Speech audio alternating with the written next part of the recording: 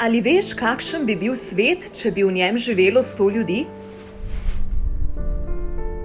50 bi bilo žensk in 50 moških, 25 bi bilo otrok in 75 odraslih, 60 bi bilo Azijcev, 16 Afričanov, 10 Evropejcev, 14 prebivalcev obeh Amerik.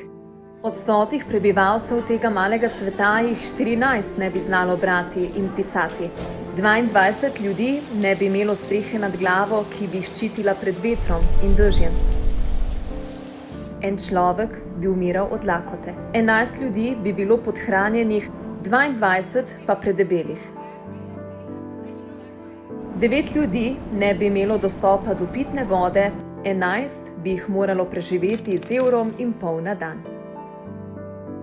193 držav sveta, članic Organizacije Združenih narodov, si je za leto 2030 zastavilo 17 ciljev, kako izboljšati življenje za vse ljudi na svetu.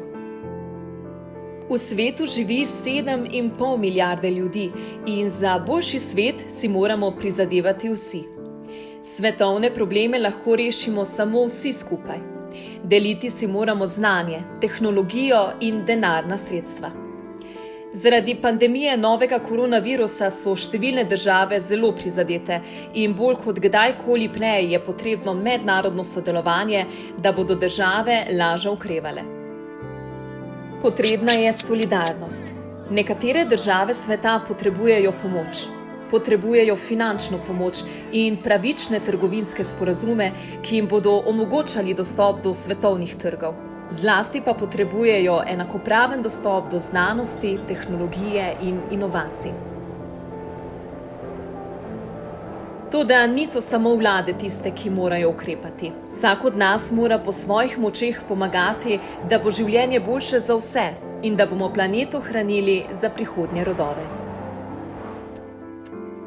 Prihodnost človeštva in Zemlje je v naših rokah. Je tudi v rokah vas, otrok, ki boste plamenico razvoja predali prihodnjim rodovom. Ne pozabi, vsako majhno dejanje šteje. Če isto stvar naredi 7 milijard ljudi, bo to spremenilo svet.